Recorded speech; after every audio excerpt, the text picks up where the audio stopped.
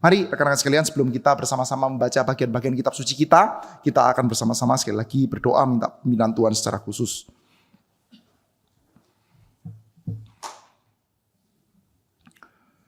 Bapa di dalam surga, kami percaya bahwa Engkau adalah Allah yang telah memberikan kepada kami anugerah yang demikian besar.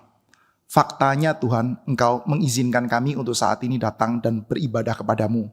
Saat ini Tuhan, kami, keluarga besar di dalam GRI Karawaci ini, bersedih hati. Kami ini berduka cita karena kami kehilangan satu orang anak, satu orang cucu, satu orang adik yang disayangi oleh Tuhan. Namun kami ini berduka cita bukan tanpa pengharapan Tuhan, karena kami percaya bahwa adik kami telah pulang ke dalam pangkuan Bapa, berada di dalam tangan yang lebih mencintainya daripada tangan siapapun saja yang ada di dunia ini.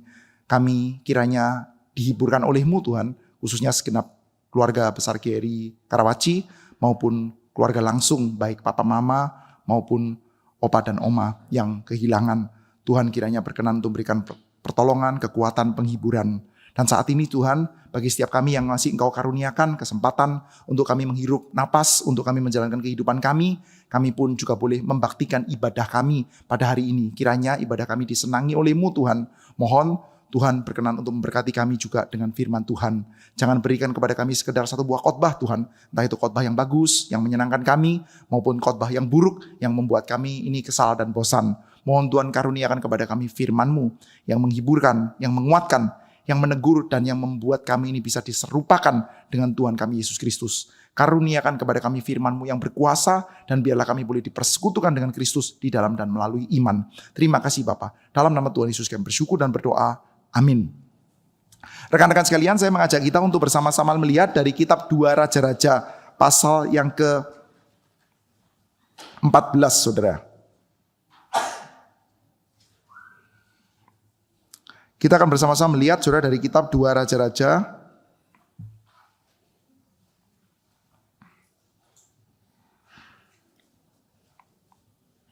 pasal yang ke-14. Kita akan membaca saudara ayat 23 sampai dengan ayat yang ke-23 sampai dengan yang ke-29 saudara. Kita akan membaca ini secara bergantian ya saudara ya. 2 Raja-Raja pasal yang ke-14. Saya bacakan ayat yang ke-23, saudara 24, demikian seterusnya saudara ya.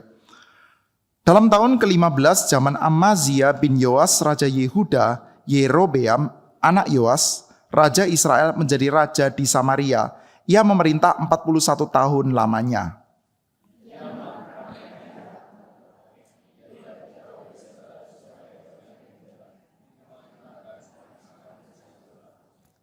Ia mengembalikan daerah Israel dari jalan masuk ke Hamat sampai ke Laut Araba, sesuai dengan firman Tuhan Allah Israel yang telah diucapkannya dengan perantaraan hambanya, Nabi Yunus bin Amitai dari Gad Hefer.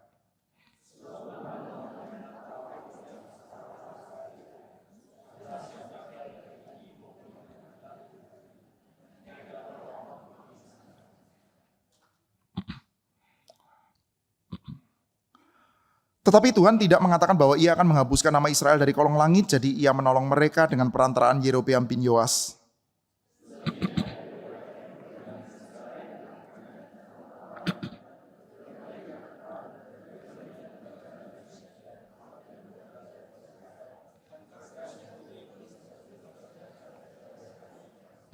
Kemudian Yerobeam mendapat perhentian bersama-sama dengan nenek moyangnya, raja-raja Israel. Maka Zakaria anaknya menjadi raja menggantikan dia. Sampai di sini pembacaan Alkitab kita. Mungkin boleh tambah satu buah, ini nanti aja lebih saudara. 2 Raja-Raja pasal yang ke-13 ya. Nanti kita akan bacakan ya saudara ya. Saudara, coba bayangkan ya, jika Anda itu mempunyai satu orang teman yang Anda kenal sejak kecil. Sejak kecil Anda kenal teman Anda ini adalah orang yang sangat-sangat aktif di sekolah. Mulai kecil dia itu sudah sering disuruh guru untuk menjadi ketua OSIS. Dia ini orangnya rajin, dia ini orangnya aktif sekali. Dia sangat aktif di dalam klub pramuka. Lalu ketika SMP, dia mulai rajin untuk menjadi orang-orang di dalam pecinta alam. Sering naik bukit-bukit kecil ya, klub-klub mendaki gunung gitu ya saudara. Mulai SMP, lalu SMA, dan setelah itu saudara, dia mulai mendaki gunung yang lebih ekstrim saudara. Naik ke puncak Mahameru, lalu sampai akhirnya dia itu naik ke Himalaya saudara gitu ya. Dia menjadi seorang yang sangat pencinta alam lah saudara. Jadi Anda tahu kalau ngobrol sama dia itu dia bisa memamerkan kepada Anda berbagai macam trik atau skill survivor. Kalau sampai Anda itu ada di tengah-tengah gunung, kalau berada dalam satu buah cuaca yang sangat ekstrim, dalam keadaan-keadaan tertentu, kalau ketemu beruang jenis ini, Anda harus menghadapi dengan cara begitu. Kalau ketemu binatang jenis ini, menghadapinya cara seperti ini, saudara. Kira-kira Anda punya teman seperti itu, saudara. Lalu suatu kali, saudara, seperti biasa, dia berada dalam satu buah trip. Dia, ya kali ini ya trip lokal saja. Saya kepingin pergi ke Jawa Timur, mau naik ke Dieng, misalkan, atau kemana, saudara. Lalu, oke, jangan lupa bawa oleh-oleh ya bro ya, oke. Lalu oke lah dia berangkat sudah, naik pesawat sudah. Dan setelah itu sudah kita mendengar pesawatnya crash, kecelakaan. Waduh, keluarga lalu semua itu orang-orang yang ada dalam pesawat itu sudah keluarganya itu semuanya bersedih, semuanya kepingin cari informasi dan lain sebagainya. Lalu terus sering press conference ya, saat ini masih belum ditemukan, sampai 3 hari, 4 hari. Akhirnya setelah 1,5 minggu sudah ditemukan. Ada pecahan kapal di sini, pecahan di sana, pecahan di sini, pecahan di sana. Lalu satu demi satu mayat mulai ditemukan, saudara.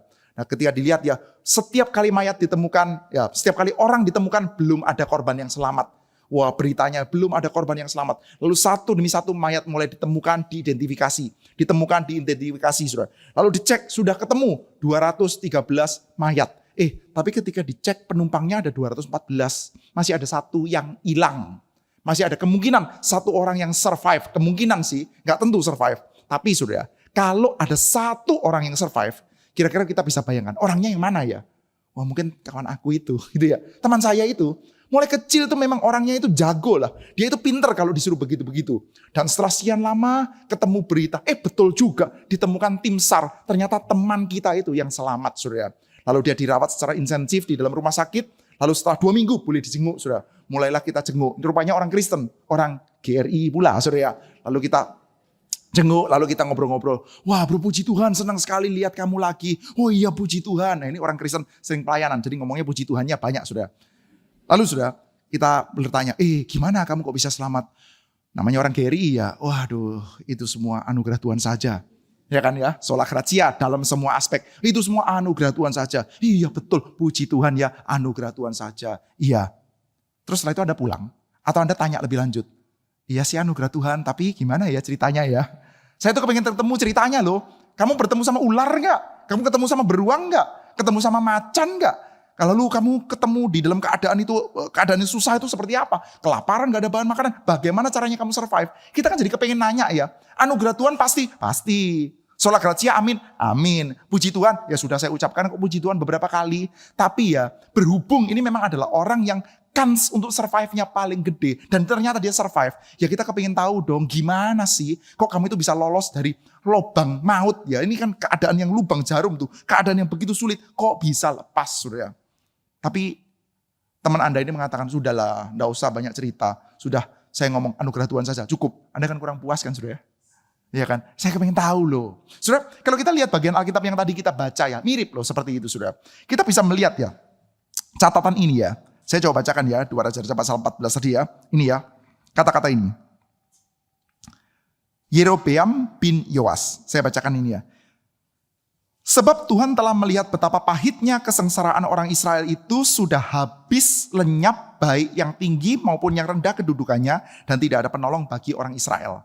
Keadaan Israel itu sudah begitu hancurnya. Dan saudara, kalau kita boleh cek di dalam sejarahnya kerajaan Israel dan Yehuda.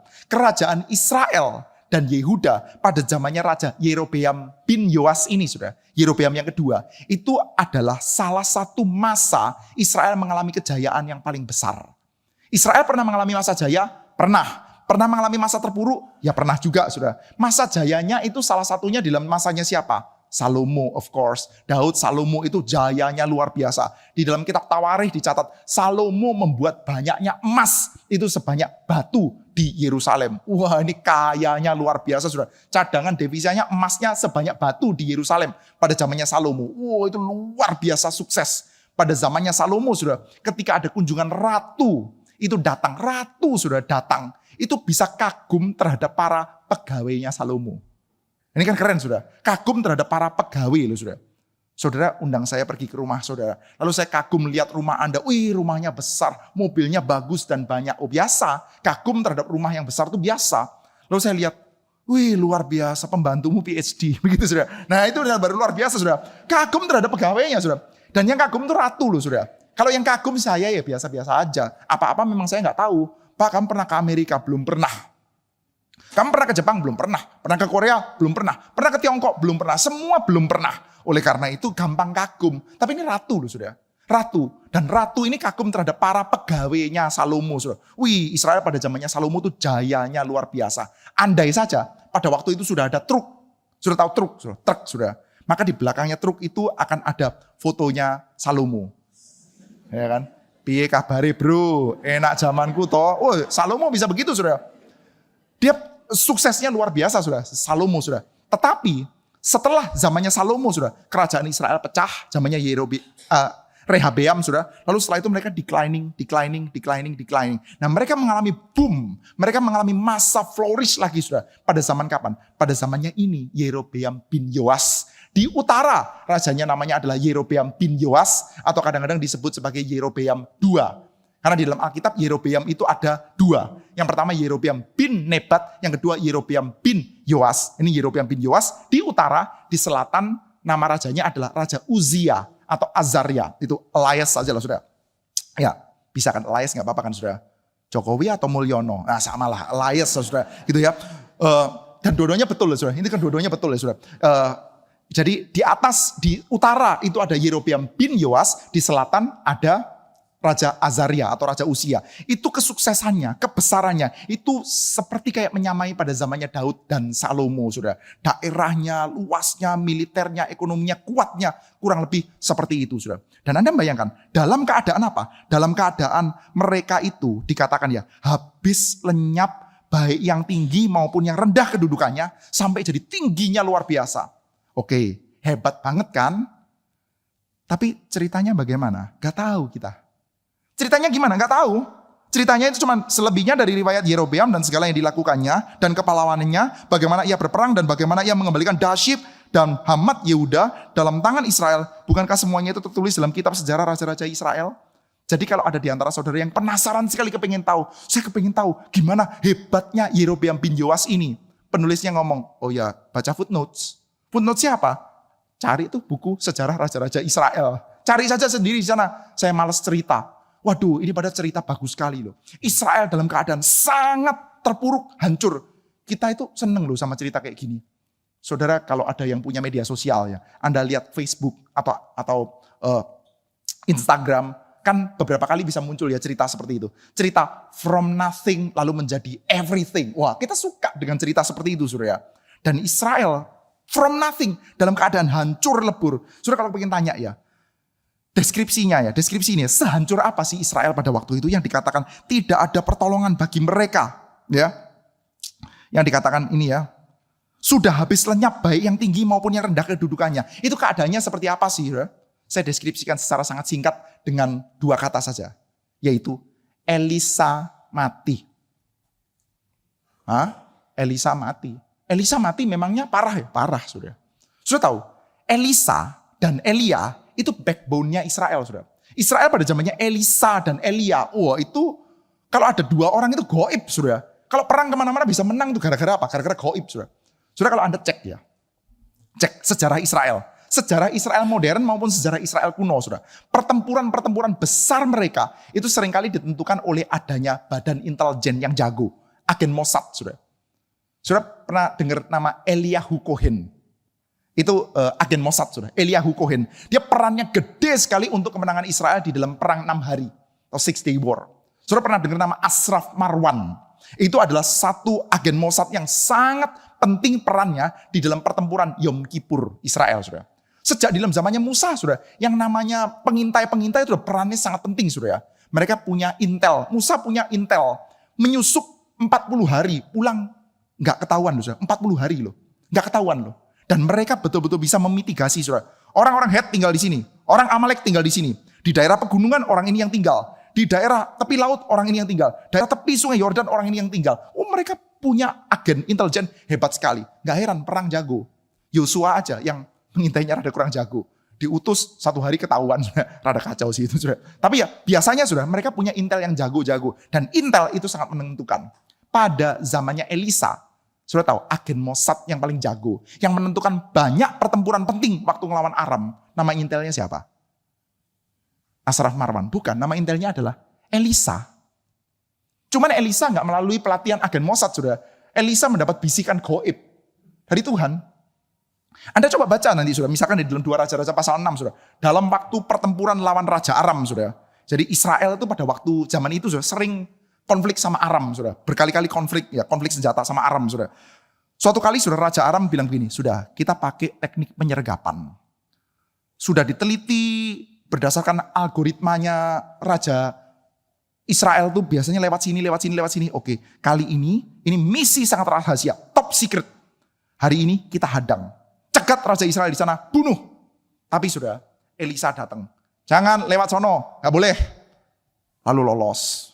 2 kali, 3 kali, berkali-kali seperti itu sudah. Setiap kali Raja Aram itu punya top secret. Kita akan hadang di sini. Langsung ketahuan. Raja Aram langsung curiga. Wah, ini bahaya ini. Pasti ada pengkhianat di antara kita ini. Siapa ini? Double agent di antara kita siapa? Sudah mulai parno dia. Siapa yang mau gue bunuh ini? Kurang ajar nih. Siapa ini? Ada penyusup dari Israel sudah. Lalu ada satu orang ngomong, bos, mereka punya agen Mossad. Ada di mana? Ada di antara kita kah? Enggak. Dibisiki sama Tuhan. Namanya Elisa. Wah, cilaka. Ya udah. Ada di mana sekarang Elisa? Di Dotan. Kejar. Lalu kota Dotan sudah dikepung sama tentara yang banyak sudah. Itu bujangnya Elisa ketika lihat ketakutan. Matilah kita. Seluruh kota sudah dikepung. Elisa santai aja gitu. Udah santai aja, yang melindungi kita lebih banyak. Mana bisa melindungi lebih banyak? Lu gak punya mata nabi sih. Gitu. Kalau mata nabi itu kan tajam, jeli dalam melihat perkenanan Tuhan maupun dosa-dosa. Itu namanya mata nabi. Maka Elisa berdoa, Tuhan tolong bukakan matanya dia ini. Ini orang mata awam. Penuh dengan dosa ini. Tolong kasih mata nabi sebentar. Supaya matanya bisa melihat dengan celik penyertaan Tuhan. Mata yang terbuka lalu lihat ada tentara sorga yang mengelilingi mereka. Setelah itu tentara Aram sudah yang lagi mengepung dibingungkan, dibikin buta. Maka Elisa datang dengan santai.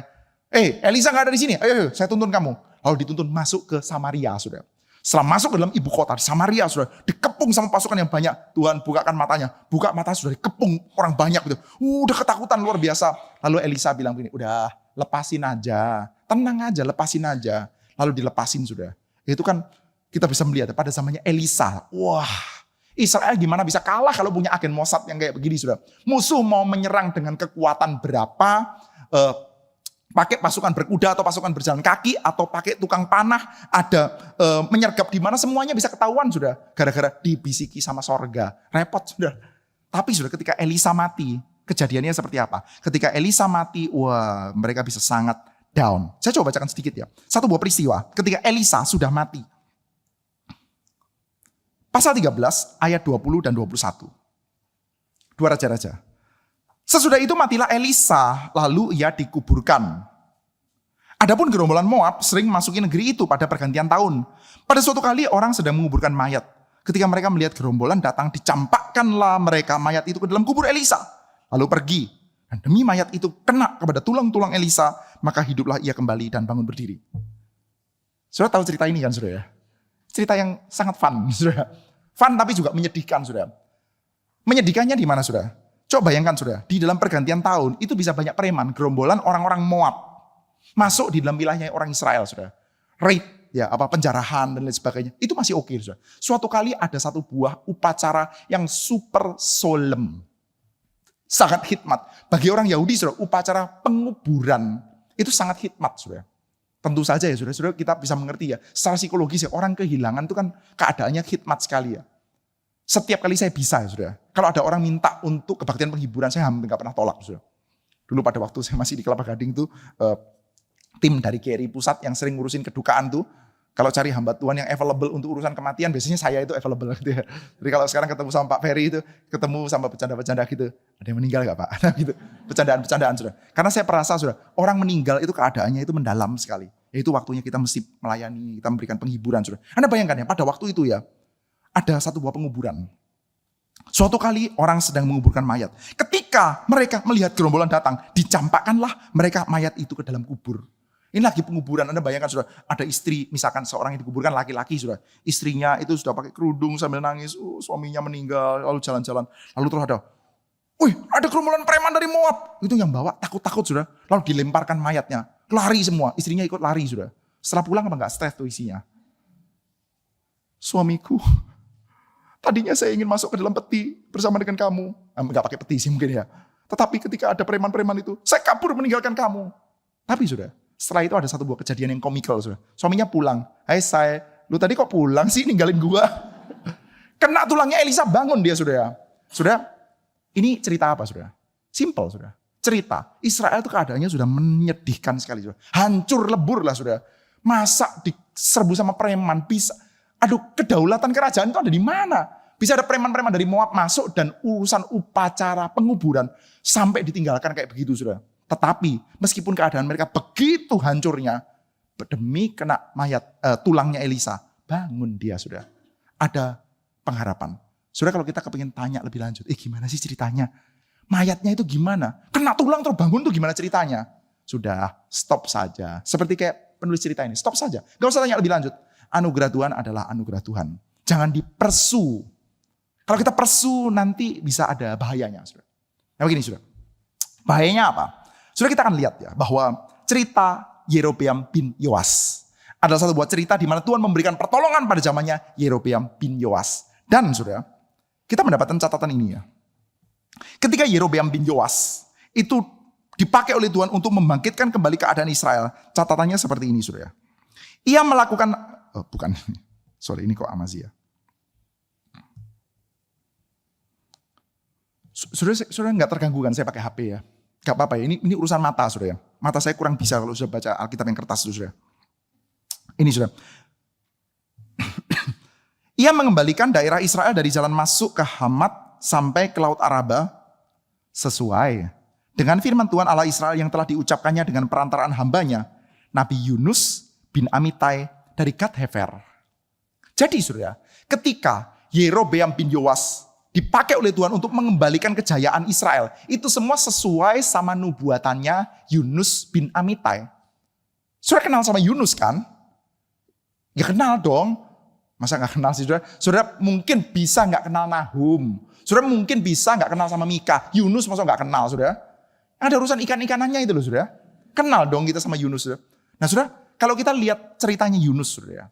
Dari kitab Yunus dan dari bagian ini sudah, kita bisa melihat paling tidak ada dua karakteristik dari Nabi Yunus ini sudah.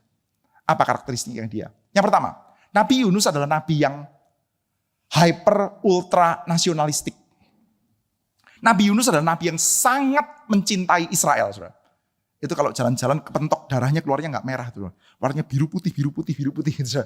Bendera Israel sudah. Israelnya beda sih sudah. Tapi ya seperti itu sudah. Yunus adalah seorang yang sangat mencintai Israel sudah. Itulah kenapa bisa ada urusan ikan-ikanan itu sudah. Tuhan bilang, Yunus, kamu beritakan kehancuran ke Niniwe. Maka Yunus curiga sama Tuhan. Yunus tuh curiga sama Tuhan. Sudah pernah curiga sama Tuhan gak? Ada yang pernah curiga sama Tuhan gak? Yunus tuh pernah curiga sama Tuhan. Dia curiga apa sudah? Tahu gak? Dia curiga, pasti dia baik. Gitu. Agak beda ya sama curiganya kita ya. Curiganya Yunus adalah Tuhan tuh bilang saya akan hancurkan dia. Yunus bilang curiga dia. Gak mungkin lah. Tuhan gak mungkin gampang menghancurkan. Tuhan tuh baik. Curiga. Dan dia sebel. Dia curiga kalau Tuhan baik. Dan kecurigaannya betul. Yunus tuh ya sudah. Bisa mengerti Tuhan dengan sangat baik ya. Tuhan itu ketebak bagi Yunus tuh. Tindakan-tindakan Tuhan tuh rada ketebak. Yaitu apa? Dia mengasihi. Tuhan itu mengasihi. Dan itu ketebak bagi Yunus sudah. Maka dia sadar tuh, ketika saya mau pergi ke Niniwe, disuruh memberitakan kehancuran, pasti nanti akhirnya Tuhan gak jadi. Udahlah kabur saja. Saya gak mau kalau bangsa Asyur, kota Niniwe itu sudah tempatnya orang-orang Asyur bertobat. Saya gak mau. Itu musuhnya Israel. Saya ultranasionalis, Israel sejati. Saya gak mau belas kasihan Tuhan jatuh kepada orang-orang Asyur. Maka saya kabur. Dah, saya pergi aja ke Tarsis sudah. Tengah lautan ini. Wah ini sudah jalan, sebelum berangkat dicek betul tuh tiketnya. Tarsis kan gitu ya. Jangan sampai terus ucek-ucek mata lagi nanti ternyata Niniwe begitu kan ya. Coba cek ya, Tarsis ya, betul ya, Tarsis ya. Sudah dicek berkali-kali sudah sampai coba lagi dicek di HP-nya. Travelokanya tadi pesennya apa? Tarsis kok betul ya. Ini Tarsis betul. Lalu tiketnya betul Tarsis, sampai boarding passnya Tarsis, sampai tengah jalan masih dia tanya 1-2 orang, kita menuju kemana? Tarsis. Menuju kemana? Tarsis. Menuju kemana? Tarsis. Sudah tanya 3-4 penumpang Tarsis semua, nyaman lah. Saya gak perlu pergi ke Niniwe, kapok lu mati begitu kan dia. Lalu dia tidur sudah. Setelah tidur, terjadi badai. Terjadi badai, terus gimana sudah? It's even better. Better terjadi badai. Kalau terjadi badai, celaka semua ya sudah. Mati semua gak apa-apa. Yang penting saya gak usah ke sono. Mati pun saya oke, rela. Yang penting sana jangan bertobat. Nah ini sudah. Nasionalis Paul sudah. Nasionalisnya to the max sudah. Bahkan ketika mereka mencoba untuk menyelamatkan diri, coba untuk menyelamatkan Yunus. Yunus bilang apa? Lu orang kalau kepengen selamat, caranya satu. Lemparkan saya ke dalam laut. Ini namanya minta mati kan sudah. Betul-betul dia itu minta mati sudah. Maka betul ya mereka akhirnya lemparkan Yunus ke dalam laut. Dan disikat sama ikan, kita semua tahu sudah, ikannya lagi sakit mah sudah, gak bisa mencerna sudah ya, asam lambungnya lagi kurang sudah ikannya ini, gak bisa cerna, dimuntahkan sudah. Mau gak mau ke Niniwe, dia belum kapok loh sudah. Yunus ya masih cari mati loh, sudah sampai Niniwe dia masih cari mati sudah. Sudah coba cek ya khotbahnya Yunus. Khotbahnya Yunus itu cuma 5 kata loh. 40 hari lagi, berapa kata ya? Pokoknya intinya khotbahnya cuma ini sudah. 40 hari lagi Niniwe akan ditunggang balikan oleh Tuhan. Mungkin gak 5 sih ya, tapi ya itu loh.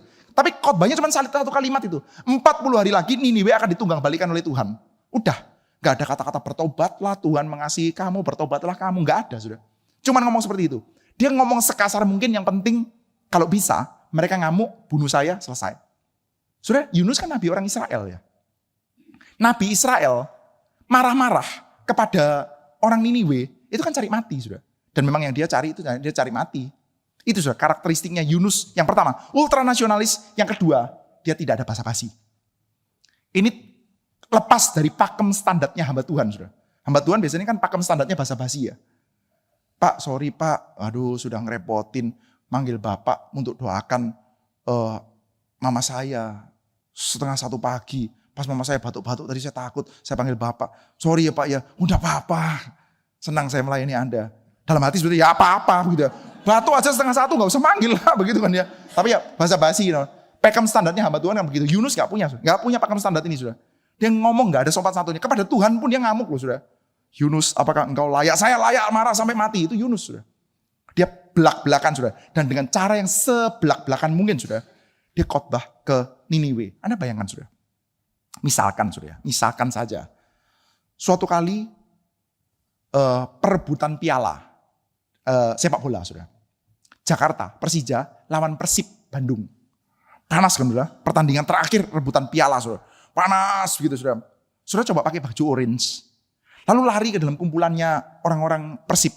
Pas mainnya di Bandung sudah. Lalu Anda mengatakan mati kau. Nanti mati kamu.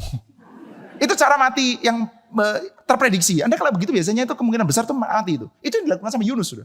Dia teriak-teriak tuh ya. 40 hari lagi Niniwe akan ditunggang balikan oleh Tuhan. Ini menunjukkan apa? Dia super nasionalis, sangat mencintai bangsa Israel dan tanpa basa-basi. Nah sekarang coba bayangkan ya, nabi kayak gini. Kalau disuruh berkhotbah tentang kebangkitan Israel. Dia bukan khotbah kehancuran Asyur ya. Tapi disuruh mengkhotbahkan kebangkitan Israel. Kira-kira dia seneng gak? Oh pasti dia seneng. Dia mungkin akan persiapan khotbah dengan sangat sungguh-sungguh. Kalau khotbah ke Niniwe gak persiapan itu. Nah, cuma 1 kalimat, butuh persiapan apa sih khotbah kayak begitu sudah? Wah dia persiapan sungguh-sungguh sudah. Buka komentari, lalu coba dengerin YouTube dulu. Pokoknya coba persiapan yang paling bagus lah. Lalu dia mengkhotbahkan. Dan dia memang disuruh sama Tuhan sudah. Bernubuat. Kira-kira sudah. Anda akan sebagai seorang nabi Tuhan, mengkhotbahkan kebangkitan Israel. Itu isinya apa sudah? Ya saya pikir isinya ya kurang lebih seperti inilah. Saudara-saudara sekalian, kita memang selama ini telah jatuh dalam dosa. Tetapi Tuhan mau membangkitkan Israel. Tuhan tidak meninggalkan Israel. Maka sekaranglah waktunya. Seperti Tuhan telah berjanji kepada bapak moyang kita Abraham. Kita akan dipakai untuk menjadi berkat bagi semua bangsa. Maka mari kita tinggalkan dosa-dosa kita. Dan kita akan menyembah Tuhan dengan sungguh-sungguh. Dan Tuhan akan mengembalikan kejayaan kita. Kita akan kembali menjadi bangsa yang besar. Bangsa yang jaya. Seperti pada eranya Daud dan Salomo. Nah kurang lebih seperti itu. Dan nubuatannya terjadi. Itu nubuat asli dari Tuhan saudara. Nah, ini loh saudara, kecuali kalau Anda tidak percaya kita pelajari aja ya saudara. Ini nubuat asli dari Tuhan. Ia mengembalikan daerah Israel. Ini ya. sesuai dengan firman Tuhan Allah Israel yang telah diucapkannya dengan perantaraan hambanya Nabi Yunus bin Amitai dari Gad Hefer. Jadi saudara, Yerobeam bin Yoas ini ada backup nabinya. Dan dia dipakai oleh Tuhan untuk membangkitkan keberadaannya orang-orang Israel, saudara. Jadi ini semua adalah cerita apa? Cerita anugerah Tuhan. Anugerah Tuhan yang dinyatakan melalui nubuatan Nabi Yunus, saudara. Tetapi saudara, melihat anugerah Tuhan, murni sebagai anugerah Tuhan, itu ternyata tidak gampang loh. Kita bisa cek dari beberapa hal. Salah satunya saudara, coba lihat nih, nama rajanya siapa? Yerobeam bin Yoas sih, Yerobeam. Saudara, di dalam kepala saya susah untuk pop up nama lain di Alkitab, Yerobeam, selain 2 orang. Di dalam Alkitab itu saya nggak ketemu nama lain yang namanya Yerobeam selain 2 orang jahat itu, saudara. Kenapa, saudara? Karena nama Yerobeam itu harusnya sudah di-ban di Israel, saudara. Itu nama kalau bisa itu di-ban, saudara. Aneh sekali kan, saudara. Yerobeam itu adalah nama yang menjadi benchmark kejahatan. Saudara nanti coba baca ya di dalam kitab Raja-Raja ya. Kalau ada raja yang jahat, itu benchmarknya Yerobeam. Dia melakukan apa yang jahat di mata Tuhan, tepat seperti yang dilakukan oleh Yerobeam bin Nebat.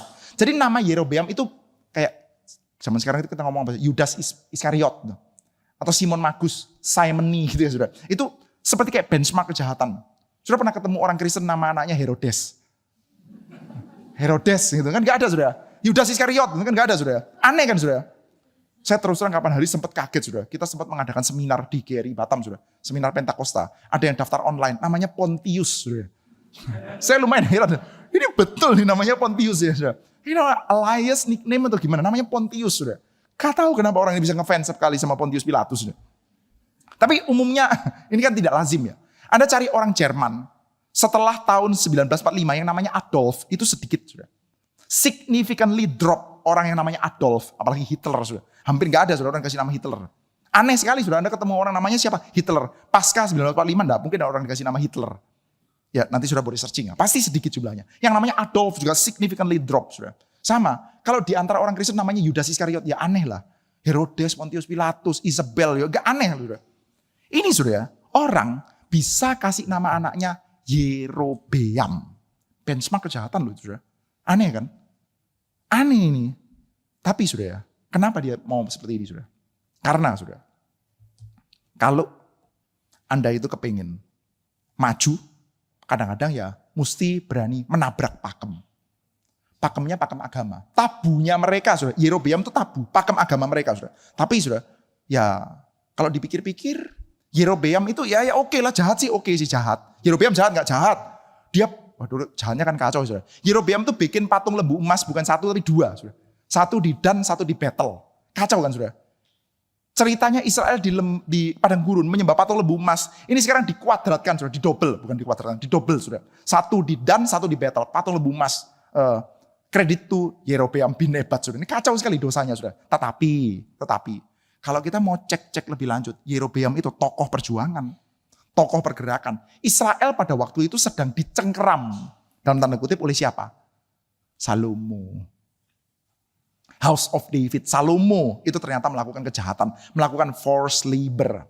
Salomo kan menyembah dewa-dewa asing juga saudara, oleh karena istri-istrinya yang banyak itu saudara. Maka melalui Nabi Ahia, nabinya namanya Ahia, dia berkata kerajaan ini akan dipecahkan, disobekkan dan dikasih kepada Yerobeam bin Nebat. Jadi Yerobeam itu tokoh perjuangan. Kita membebaskan Israel dari tiraninya Salomo. Salomo itu kelihatannya hebat-hebat kayak gitu, jahat juga tuh. Salomo itu kita kenal sebagai raja yang berhikmat, betul nggak? Tapi saudara, saya kalau tanya, Anda kan setuju ya Salomo adalah raja yang berhikmat. Salah satu contoh tindakan Salomo yang penuh dengan hikmat, Anda masih bisa ingat gak? Apa kira-kira, apa ya? Apa? Bayi, ya bayi. Salomo menguasai psikologi, yaitu lagu Kasih Ibu. Kasih Ibu.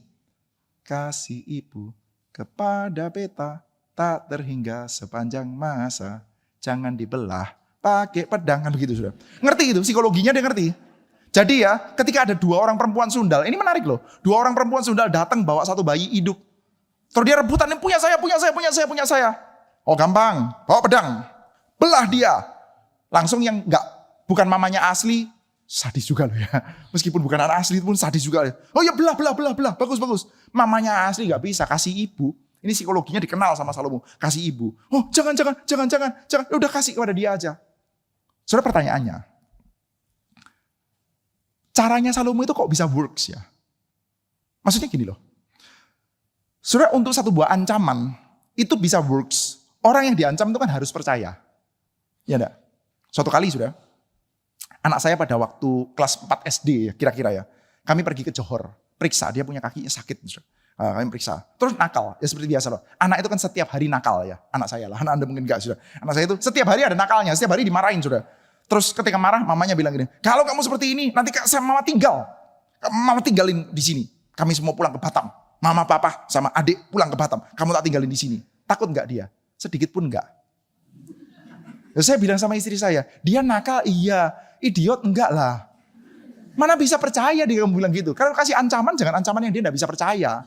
Enggak mungkin dong kita orang tua tinggalin dia sendiri di sini kita pulang. Enggak mungkin. Itu ancaman yang tidak mungkin saya percayai. Salomo bawa pedang, belah ini, mereka percaya loh. Artinya apa saudara? Artinya ya gimana Salomo itu ada serem-seremnya memang.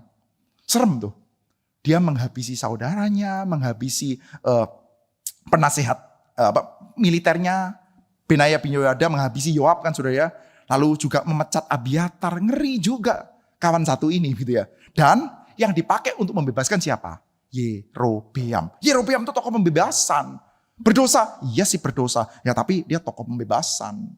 Dan gimana sukses toh.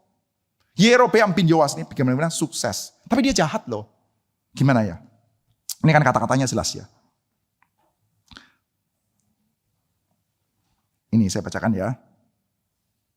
Ia melakukan apa yang jahat di mata Tuhan. Ia tidak menjauh dari segala dosa Yerobeam bin Nebat yang mengakibatkan orang Israel berdosa pula. Saudara, kalau Anda membaca kitab Raja-Raja, mulai 1 Raja-Raja, sampai sekarang sudah, di dalam 2 Raja-Raja pasal 14, Anda mulai akan bosan dengan kata-kata seperti ini. Ia melakukan apa yang jahat di mata Tuhan, ia tidak menjauh dari segala dosa Yerobeam bin Nebat. Ngeri gak dosa ini? Ya lama-lama biasa ya dengar kayak gini. Saudara, kadang-kadang saudara, orang ya, yang diliputi dengan anugerah Tuhan yang besar. Ini kan anugerah ya. Keadaannya Israel dari hancur-hancuran. Sesuai dengan nubuatan Yunus, sekarang jadi sangat kuat. Tapi dia jahat. Ya oke sih. Tapi anugerah Tuhan nyata juga kok. Backup nabinya juga jelas tuh. Anda berikan teguran terhadap kejahatan. Lama-lama bunyi tentang itu Tuhan gak berkenan loh. Kayaknya Tuhan gak suka deh. Lama-lama jadi gak ada bunyinya dalam kuping kita. Saudara sekarang gini deh. Kita coba ya. Ambil waktu 10 detik aja. 10 detik aja. Anda coba pikirkan. Kalau Anda menjadi Tuhan, lalu menilai diri Anda sendiri. Coba give score. Anda kalau ketemu manusia kayak Anda, begitu kan ya, Anda clone, lalu orang ini Anda kasih nilai. Dan Anda tahu kan, seluruh hidupnya kan Anda tahu ya, kurang lebih. Anda kasih nilai. Kira-kira nilainya A+ enggak? Anda suruh nilai diri Anda sendiri A+ enggak? Siapa yang A+? Siapa yang A? Siapa yang B+? Kok enggak ada ini? B? B-? B- juga enggak ada. C+? Loh, enggak ada sudah. Anda apa? F semua? Atau gimana sudah? Tapi sudah ya, ini anehnya sudah. Apa-apa? Saya minta tolong jujur ya, jujur aja. Kalau Anda merasa B ya B enggak apa-apa gitu ya. Tapi A+ kayaknya bukan ya. Sekali lagi ya. A+ enggak ada. A enggak ada. A-, enggak ada. B+, enggak apa-apa loh. Enggak usah sungkan sudah. B, B-, C+. Ada yang mulai angkat tangan? Belum? C? C loh, C. F itu Hitler gitu lah sudah. C? Apa? C-? Atau D? Sungkanlah Anda ya. Saya kira Anda sungkan. Nah sekarang sudah. Kalau Anda bukan A, Anda bukan B. Even Anda bukan B-. Mungkin Anda C, C+. Ruang perbaikannya kan gede kan sudah. Berarti dosanya masih banyak. Kok bisa ketawa santai begini? Ayo kok bisa santai? Karena apa? Biasa. Dalam kuping kita itu lama-lama biasa mendengar gini. Ia melakukan apa yang jahat di mata Tuhan. Ia tidak menjauh dari segala dosa Yerobeam bin Nebat yang mengakibatkan orang Israel berdosa pula. Biasa lama-lama di dalam kuping kita ucapan seperti ini sudah. Dosa ya dosa. Tapi gimana ya saya sukses. Suksesnya bukan sukses sembarangan loh. Suksesnya tuh sukses membawa Israel tuh naik habis-habisan. Dan ada backup nabinya, ada backup rohaninya betul-betul tuh. Terus mau apa? Sukses betul loh ini. Nah saudara, dalam keadaan seperti ini saudara, kita mendapati ya, Israel itu mengalami satu buah kesulitan yang sangat besar untuk ketemu satu hal. Yaitu bertobat dari dosa. Sangat susah. Sangat susah. Orang sudah yang sudah diberkati oleh Tuhan dengan begitu besar, sudah betul-betul apalagi ada suara Tuhan ya dari Nabi Yunus bin Amitai ini sudah. Sekarang sudah susah untuk dia itu bisa berada masuk ke dalam pertobatan itu susah. Faktanya melalui jalur ini sukses. Jalurnya adalah jalur Yerobeam. Nama itu nama yang gak baik loh. Gak baik, ya terserah lah. Yang penting saya sukses. Kamu gak usah kritik-kritik saya lah. Kalau mau kritik saya coba bikin Israel bangkit seperti ini, siapa yang bisa bikin? Sejauh ini ya semua dinasti. Dan memang gak ada, cuman dia loh. Cuman dia loh. Di dalam seluruh kerajaan Israel utara sudah. Satu-satunya raja yang bisa membawa kejayaan itu seperti zamannya Salomo. Ya cuman satu manusia ini. Ya gimana sudah ngiritik orang ini sudah. Susah sekali sudah. Suruh dia bertobat, susah sudah. Sudah Israel ya. Dalam keadaan menerima anugerah Tuhan yang sangat besar seperti ini sudah. Sangat sulit untuk akhirnya bisa melihat adanya dosa yang mana mereka perlu untuk bertobat. Saya kira sudah, itu salah satu alasan penting. Kenapa? Di dalam kitab Raja-Raja ini sudah, catatannya tidak di-extend. Yerobeam bin Yoas, hebatnya luar biasa. Ini pencapaian militernya banyak sudah, oleh karena itu dia punya footnotes, ya kan? Selebihnya dari riwayat Yerobeam dan segala yang dilakukannya, dan kepahlawanannya. Ini orang pasti keren nih sudah. Ini kalau pimpin battlefield pasti hebat nih sudah. Dan kepahlawannya, bagaimana ia berperang, bagaimana ia mengembalikan Damsyik dari Hamat Yehuda ke dalam Israel.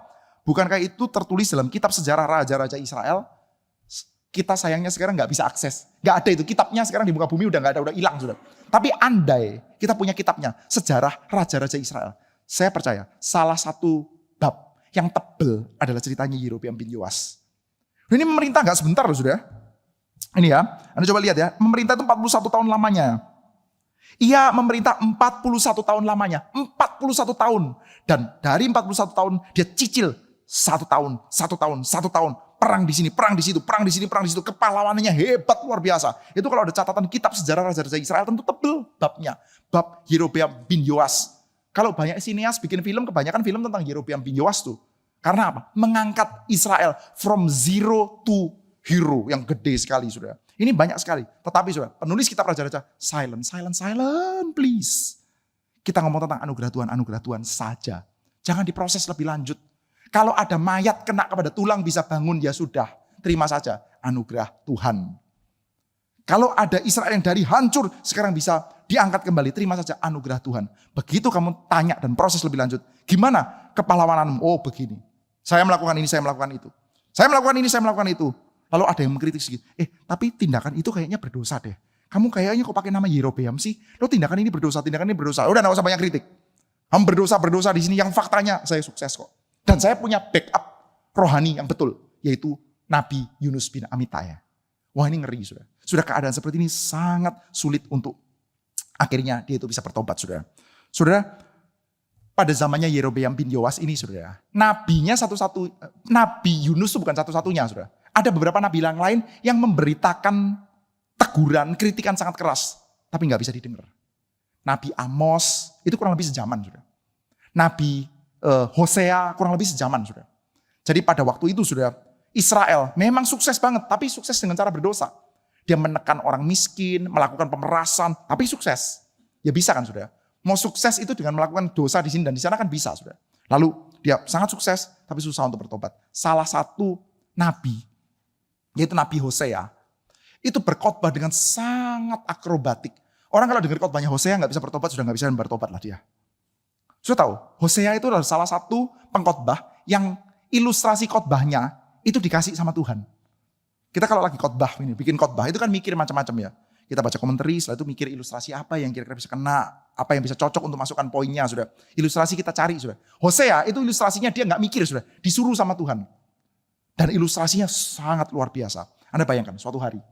Nah di sini mumpung orangnya nggak ada, saya sebut saja. Vikaris Adam.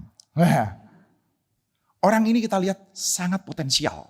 Wah khotbah begitu bagus. sangat potensial, ngajar bagus, mengembalakan bagus, semuanya bagus. Lalu setelah dia praktek selesai, kita tanya, habis ini kamu pelayanan di dalam GRI Karawaci ya? Oh, saya masih ada rencana untuk melanjutkan MTH Pak. Ini fiksi ya saudara ya, ini fiksi, tidak terjadi, cuma contoh saudara. Oh ya udah, kamu melanjutkan dulu MTH, setelah selesai nanti pelayanan di GRI Karawaci ya. Oke, lalu kita hubungin Pak Ben. Pak Ben, ini kami sponsorin deh, nanti setelah lulus jadi MTH, pelayanan lagi di dalam GRI Karawaci. Oh iya boleh. Nah gitu sudah. Lalu kuliahlah dia. 1 tahun, 2 tahun, 3 tahun, selesai sudah. Harusnya setelah 3 tahun selesai. Tapi selama 4 tahun, 5 tahun kok gak dikirim-kirim ke Karawaci. Sampai 5 tahun, 6 tahun kita mulai mikir, loh ini mentang-mentang hamba Tuhan bagus. Di sini sudah ada Pak Jimmy yang bagus. Yang lainnya kita gak dikasih lagi. Kita jemaat bertumbuh loh. Perlu hamba Tuhan yang bagus lagi. Kenapa Pak Adam gak dikirim balik? Mulai Anda telepon kepada Pak Ben. Pak Ben, Vikaris Adam gimana? Kan waktu itu janjinya mau dikirim ke Karawaci. Oh iya, ini kita ada masalah besar. Nah gitu. Masalah apa Pak Ben? Iya nih. Kenapa memangnya dia belum lulus? Oh udah lulus dia. Udah lulus 2 tahun yang lalu cum laude. Nah terus dia sudah menikah. Loh menikah ya gak apa-apa tuh, kok kita gak diundang.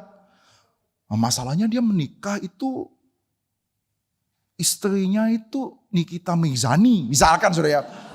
Wah kita kan kaget, mulailah 2-3 orang jemaat sini sudah besuk lah gini ya. Ini apa-apaan ini ya, terbesuk sudah. Ada anaknya 1, anaknya 3 sudah. Lagi digendong anaknya 3. Ini nama anak yang pertama. Siapa namanya? Nama anak yang pertama adalah Mustah Gunawan. Mustah? Iya gitu. Nama anak kedua Benciwati. Nama anak ketiga Haramiah. Wah, kayak apa kok aneh sekali sudah. Kamu ini kenapa sih? Kamu kan calon hamba Tuhan yang sangat berpotensi. Lalu dia jawab balik. Kamu yang kenapa? Kamu melakukan dosa seperti ini. Hei, kamu gak tahu ya. This is you. Kamu yang bersundal. Dan kamu akan mengalami celaka. Kamu akan tidak dicintai oleh Tuhan. Kamu akan dibuang tidak menjadi umat Tuhan. Itu Hosea, saudara. Kamu menikahi perempuan sundal dan anak-anak sundal. Yang pertama namanya adalah Yizreel. Yizreel itu apa, saudara? Yizreel tempat yang sangat beladi, saudara. Tempat yang sangat berdarah, saudara. Tempat kebun anggur Nabot. Tempat Isabel itu jatuh, lalu badannya pecah, saudara. Yizreel. Lalu anak selanjutnya dikasih nama Lo-Ruhamah. Raham itu artinya dicintai, saudara. Jadi lo, bahasa Ibrani itu artinya tidak. Jadi anaknya ini artinya adalah tidak dicintai. Lalu Lo-Ami itu artinya bukan anak. Bukan umat. Ami itu umat, saudara. Itu kan sama, saudara. Yang pertama itu celaka. Yang kedua itu tidak dicintai. Yang ketiga itu artinya bukan umat. Haram tuh. Kalau ada orang ngamuk-ngamuk sama Hosea. Hosea tindakanmu aneh sekali. Hosea bilang, this is you. Come on, open your eyes. Buka matamu, ini kamu ini Israel yang bersundal terus kepada Tuhan. Tapi gagal untuk bertobat. Yaitu, saudara. Kenapa bisa gagal bertobat? Kenapa susah sekali untuk bertobat? Saudara, sulit loh memang. Untuk kita, ketika kita berada dalam keadaan dianugerahi oleh Tuhan, somehow kesuksesan rohani. Bukan cuma sukses bisnisnya, tapi sukses rohani. Udah gitu ada backup hamba Tuhan asli. Ini bukan hamba Tuhan palsu ini, saudara. Ini bukan hamba Tuhan yang jatuh-jatuh kejang-kejang. Bukan, ini hamba Tuhan asli, saudara. Yunus bin Amitai ini, saudara. Hamba Tuhan asli, nubuatan dari Tuhan betulan, saudara. Dan ketika itu semua terjadi, saudara, ada backup kerohanian, saudara. Maka, saudara, kita terhadap dosa itu bisa jadi agak dull. Jadi agak baal tuh sama dosa. Gimana kita suruh bertobat? Tuh keadaan saya itu diberkati Tuhan luar biasa seperti ini. Kita cenderung untuk akhirnya dosa-dosa, salah-salah. Saudara coba bayangkan ya. Andai kata sih kalau umpama, ini tidak terjadi fiksi, saudara. Saudara, misalkan saudara, saya pegang satu buah cabang. Cabangnya berkembang pesat, saudara. Jemaatnya misalkan dari 200, dari 300, 400, 500 dalam 5 tahun gitu ya. Terus jadi 1.500 misalkan saudara. Jemaat banyak. Tapi saudara ya ada kejadian-kejadian yang tidak oke.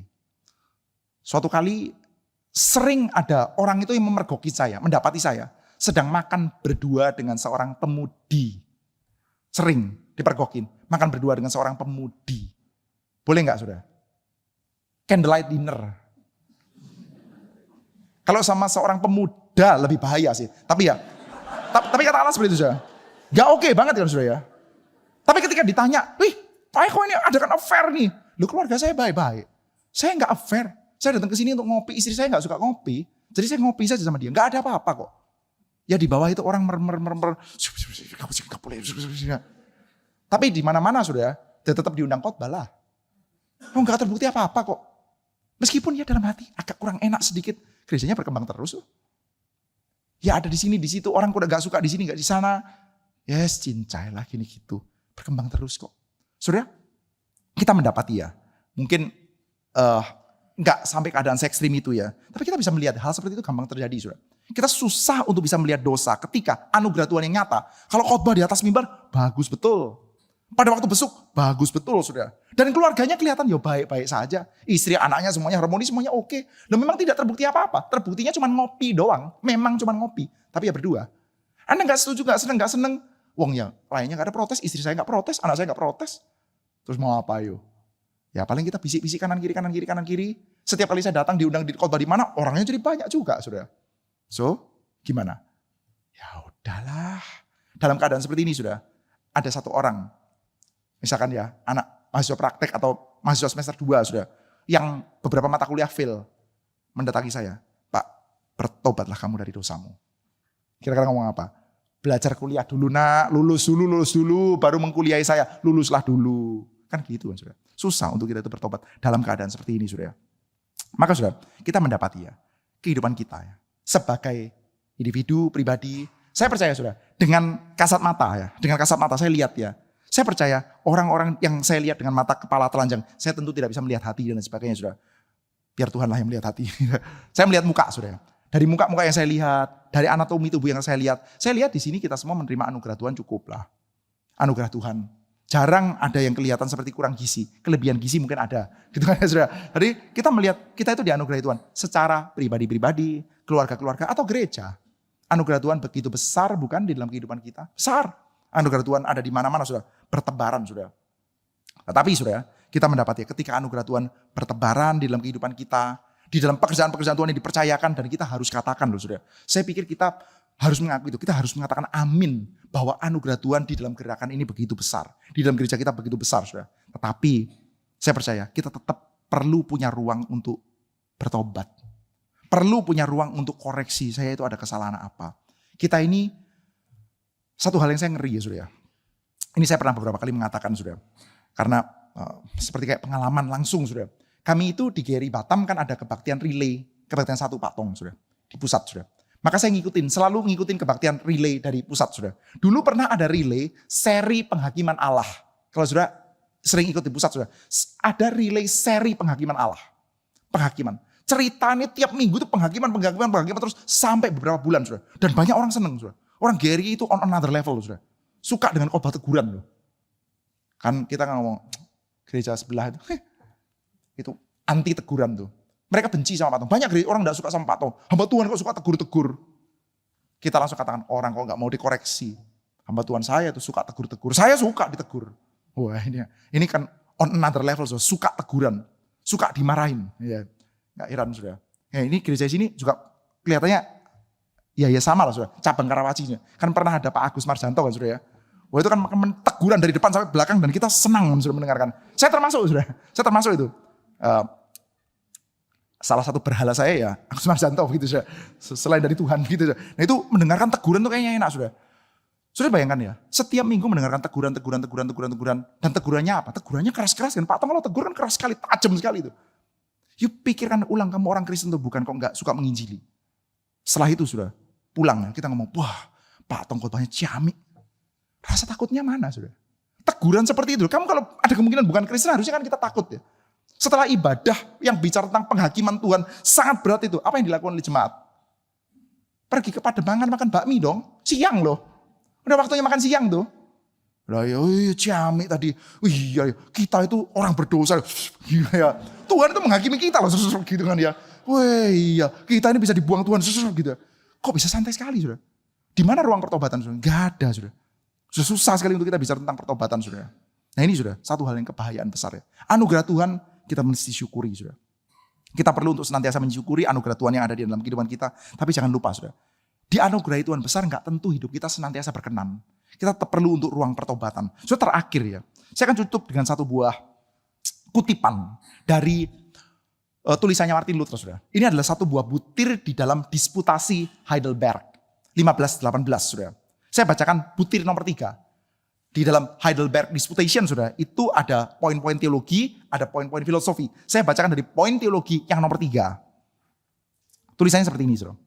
Although the works of man always seems attractive and good, they are nevertheless likely to be mortal sins. Pekerjaan-pekerjaan baiknya manusia, perbuatan-perbuatan baiknya manusia itu ya, kelihatan bagus dan mentereng, kelihatan bagus ya. Itu bisa memimpin manusia kepada dosa maut loh. Karena apa? Karena kita lupa bahwa anugerah itu anugerah. Mari saudara sekalian kita kembali kepada Christianity 101. Saya adalah orang-orang yang menerima anugerah, full stop. Saya menerima anugerah Tuhan yang begitu besar karena saya adalah orang berdosa, full stop. Ketika setiap kali saya memandang kepada salib Kristus, yang saya lihat apa? Cinta kasih anugerah Tuhan yang begitu besar dan diri saya yang berdosa. Full stop. Gak usah dilanjut-lanjutkan. Kok bisa seperti itu? Iya, karena saya sudah melayani ini, saya melayani itu. Saya belajar begitu banyak, maka saya bisa melihat. Stop dulu ya. Balik saja kepada Christianity 101. Anugerah Tuhan, salib bagi kami orang-orang berdosa. Full stop sampai di sana, saudara. Dan biarlah kehidupan kita mendapatkan anugerah Tuhan yang besar, tapi juga tetap punya ruangan yang sangat besar untuk kita itu koreksi diri dan bertobat di hadapan Tuhan. Mari kita sama berdoa di hadapan Tuhan.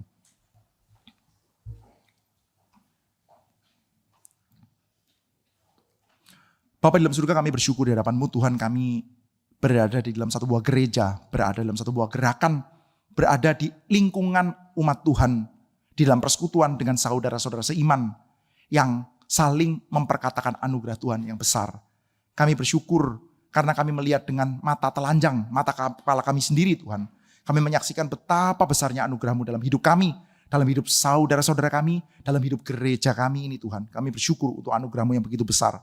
Dan Tuhan, tolong, ketika kami menikmati anugerah-Mu yang besar, biarlah kami terus saja berada di dalam anugerah-Mu dan kesadaran akan anugerah-Mu.